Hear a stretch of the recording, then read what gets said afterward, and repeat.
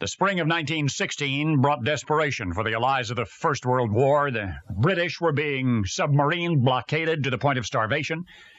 The French were succumbing to profound national hopelessness. Both countries, comrades in arms, were otherwise at each other's throats. And on top of everything, the most recent British offensive had staggered for 3 months, now was failing in the swamps of Passchendaele. To so many, it seemed the war would never end. Yet in the spring of 1916, it did end. For a young second lieutenant in the British cavalry, his name was Les. He was being sent home, returned to England, one of the worst cases of shell shock ever seen in his outfit. He'd been a nervous, high-strung sort to begin with. Now his nerves were utterly shattered. Would he ever be able to cope with life again? His wife Ruth had a job in the War Office in London, but her salary could hardly feed both of them. Even with Les's army pay, the young couple would have to live with his parents until he could get well and get employment. There was always Les's old job, a clerk at a Cox's bank, but the thought was intolerable. The thought of any job was intolerable. When the war began, Les had taken it all so courageously, even lightly. At the recruiting station, he had chosen the cavalry line, only because he hated the walking, which infantry would require. The first horse Les ever rode was in officer's training. He was to become an excellent horseman, but he took a bank clerk's nerves with him into battle. And by his last leave, the war was beginning to show on Les, something in his face. And then he returned to France for that last tour. The seemingly endless succession of attack and counterattack, the relentless hammering of artillery, and then one day something snapped. And Les was going home for good. How much good? No one could then have imagined. For this is the rest of the story. Les's mother, her heart breaking, realized that her son needed something very special to repair his jangled nervous system. He needed something therapeutic, which could also earn Les a living. Something like acting. Les had never acted before. He did not even like the idea. But it was heeding his mother's advice that he made the rounds of theatrical agents' offices, until one agent decided to take a chance on this total novice, and Les was to be an actor for the rest of his life. He recovered completely from shell shock, although he was forever saying things like, "I hate acting," and once he said film acting is a dreary life, and once he said long runs in the theater should be abolished, and yet acting served him well, and vice versa. I'm sure if you are a theater buff whose recollection dates back to, well, some of the recent late-night reruns, you will remember Ashley Wilkes in the great watershed motion picture Gone with the Wind. Now you know the man who played Ashley, Leslie Howard, a shell shock victim of World War I, who, as healing, took up acting. Now you know the rest of the story. And now the rest of the story. Leslie Howard Steiner was born on April the 3rd, 1893. Mr. Harvey explained that Leslie was a bank clerk in Dulwich, South London when World War I began. In September 1914, he voluntarily enlisted as a private in the British Army's Inns of Court Officer Training Corps in London.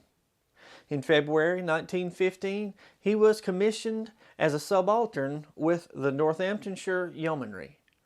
A subaltern was a junior officer, usually one of the various grades of lieutenant. He trained with the Yeomanry until May 19, 1916, when he resigned his commission and was medically discharged from the British Army because of neurasthenia.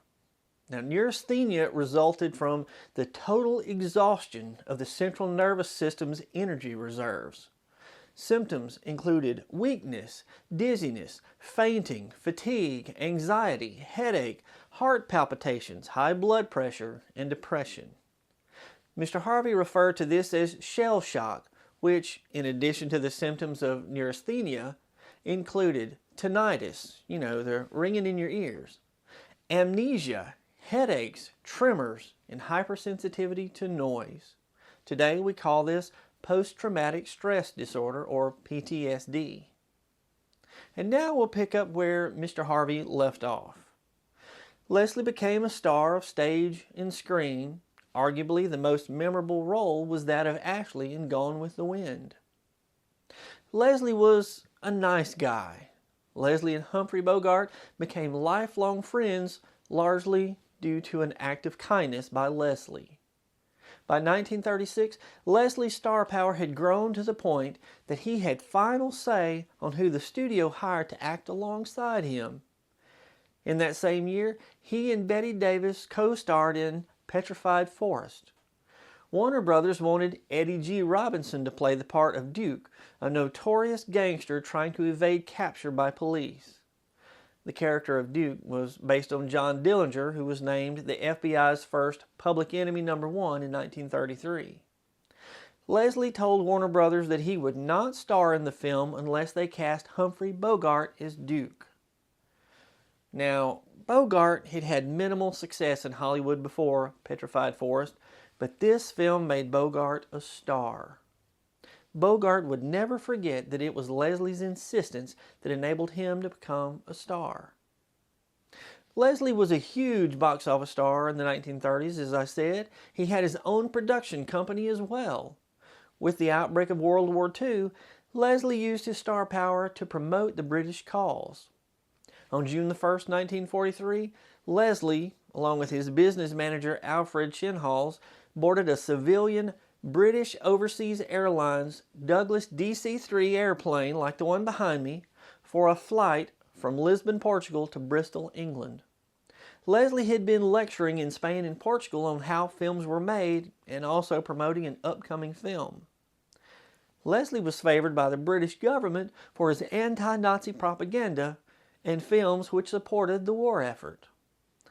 But Leslie was not supposed to be on this flight. Flight 777 was already sold out. 2 passengers, Derek Partridge, a young son of a British diplomat, and his nanny, Dora Rove, were bumped to make room for Leslie and Alfred, whose priority status allowed them to take precedence over other passengers. He was returning to England to complete work on the film The Lamp Still Burns. Now, Leslie was not acting in this film. His production company was producing this film. In the previous year and a half, the same plane, called Ibis, had been operating on scheduled flights from Lisbon to Whitchurch on a route that did not pass over what was then considered a war zone. However, in November 1942, and again in April 1943, the Ibis had been attacked by Messerschmitt Bf-110 fighters. But each time the pilots were able to escape by using evasive maneuvers. At 7:35 on the morning of June 1st, 1943, Flight 777 with 17 passengers and 4 crew took off from Lisbon. For 2 hours the flight was uneventful. Unbeknownst to the flight crew, though, a swarm of 8 Luftwaffe Ju-88 airplanes had taken off from Bordeaux. Their mission was to find and escort 2 U-boats to an undisclosed location. At about 10:50 a.m., as they were searching for the U-boats, the German planes spotted a gray silhouette of a plane in the sky. Although they could make out no markings, they knew it was an enemy plane. They were unaware of any scheduled civilian flights in the area. At 10:54, the Ibis radioed its coordinates and said that it was being followed and fired upon.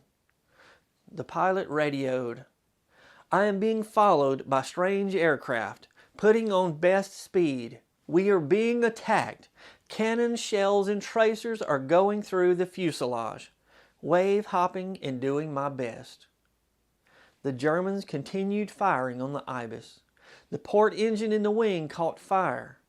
First Oberlieutenant Herbert Heinz, who led the squadron of 8 German planes, called off the attack when he realized it was a civilian aircraft, but the damage was already done.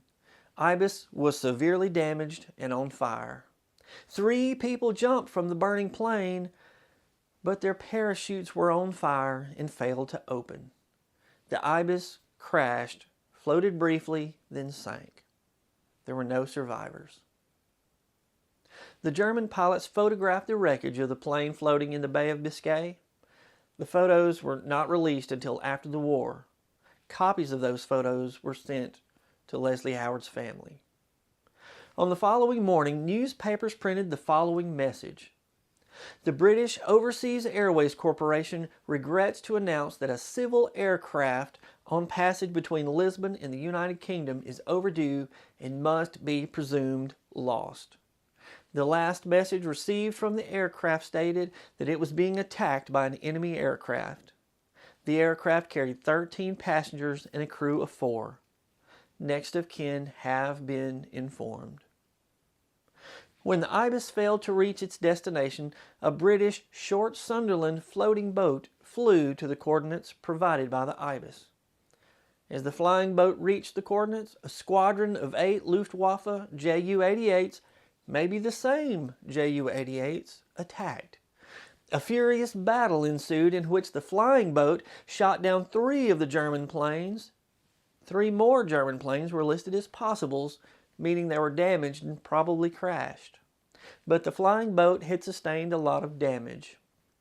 The flying boat crash-landed on Pra Sands on the southwestern tip of England. After the war, First Oberlieutenant Herbert Heinz said his pilots were angry that Luftwaffe leaders failed to warn them about the scheduled flight. The difference, according to Herbert Heinz anyway, is that they would have escorted the Ibis to Bordeaux, where the Luftwaffe was based, and captured the plane and all aboard. Following World War II, many people theorized that the crash of the plane carrying Leslie Howard at the hands of German pilots was no accident, though there is little to no evidence to support any of these theories. The most popular theory is that the plane was shot down because the Germans mistakenly believed Winston Churchill was on that flight. According to this theory, German spies mistakenly identified Leslie Howard's business manager, Alfred Chenal, as Winston Churchill.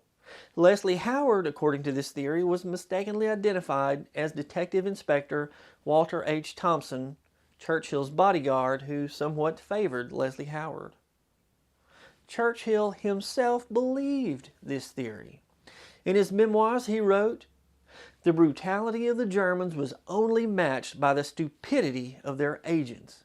It is difficult to understand how anyone could imagine that with all the resources of Great Britain at my disposal, I should have booked a passage in an unarmed and unescorted plane from Lisbon and flown home in broad daylight."